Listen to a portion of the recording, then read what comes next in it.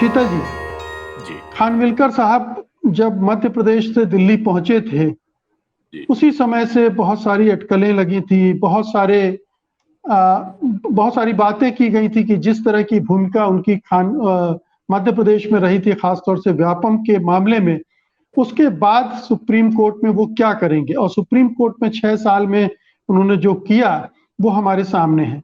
उसके आधार पर क्या टिप्पणी करना चाहेंगे आप? देखिए, बिल्कुल आप जो कह रहे हैं वो एक बात की पुष्टि करता है।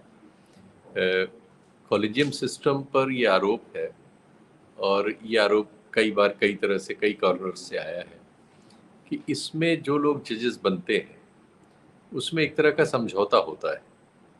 सुप्रीम कोर्ट में जो लोग हैं उनके नाते रिश्तेदार ज़्यादातर रिपीट होते हैं, और इसके क्रम में सरकारें जो होती हैं अपनी सहमति देने के लिए कुछ अपने लोगों के नाम स्वीकृत करा लेती हैं।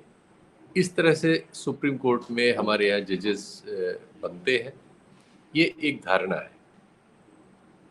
अब जब हम इस तरह की चीज़ें देखते हैं, जैसा कि अभी खानविलकर साहब का रिकॉर्ड अगर आपने थोड़ा बहुत बताया, उसके पहले भी और चीज़ें हैं।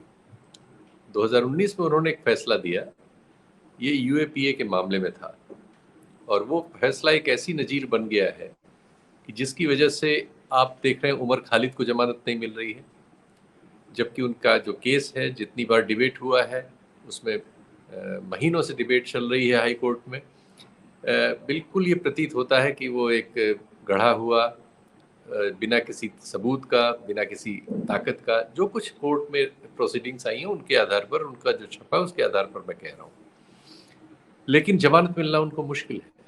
क्योंकि वो जो फैसला वताली के मामले में, कश्मीरी व्यापारी के मामले में 2019 में खानविलकर साहब ने किया, उस फैसले ने अब हाई कोर्ट को एक पोस्ट ऑफिस में बदल दिया है, जिसका काम पुलिस द्वारा भेजी गई डाक को आगे बढ़ाना है।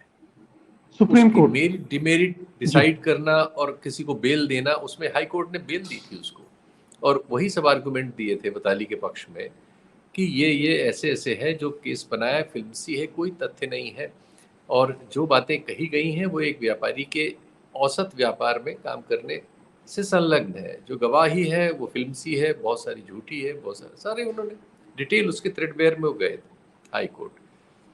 लेकिन जो सुप्रीम कोर्ट ने किया, उसने वो मेरिट्स जो उन्होंने दी थी उस पर बात ही नहीं की। उन्होंने उसी पे बात की कि हाई कोर्ट को राइट क्या है, और उस राइट के प्रश्न को इतना बड़ा खड़ा कर दिया कि ऐसे मामलों में हाई कोर्ट को कोई राइट ही नहीं। तो अब जब ये सिचुएशन हो गई कि हाई कोर्ट पोस्ट ऑफिस है, तो आप समझ सकते हैं कि एक पुलिस स्टेट बनने में बचा क्या रह गया है।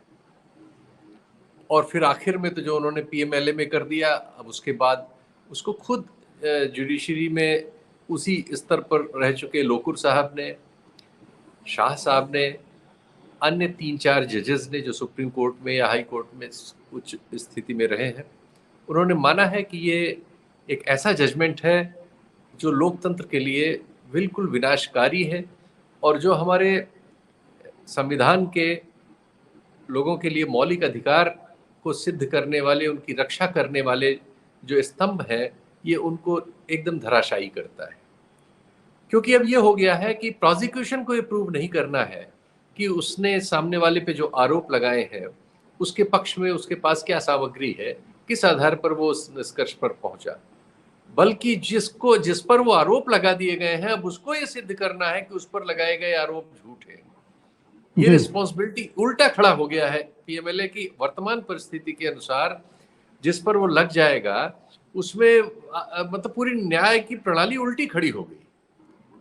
बिल्कुल। और जो उन्होंने तीस्ता सीतलवाड़ वाले मामले में किया, उस पर तो चूंकि बहुत सारे लोगों ने बहुत अच्छा लिखा है, प्रेम शंकर झा साहब का जो लेटेस्ट लेख है वो हिंदी में भी संजय कुमार सिंह ने अनुवाद कर दिया है जनसत्ता के, वो बहुत उपलब्ध है, लोगों ने पढ़ा होगा। अगर आप उसे पढ़िए तो आप देखिए कि वो क्या जजमेंट है।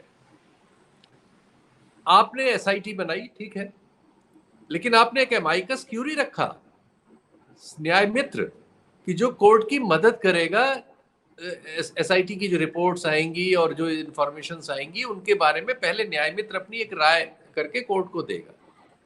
उस न्याय मित्र ने लगातार 2009 से लेकर 2011 तक 4 बार कम से कम इन राइटिंग ऑफिशियली एसआईटी की रिपोर्ट्स का खंडन का निषेध किया।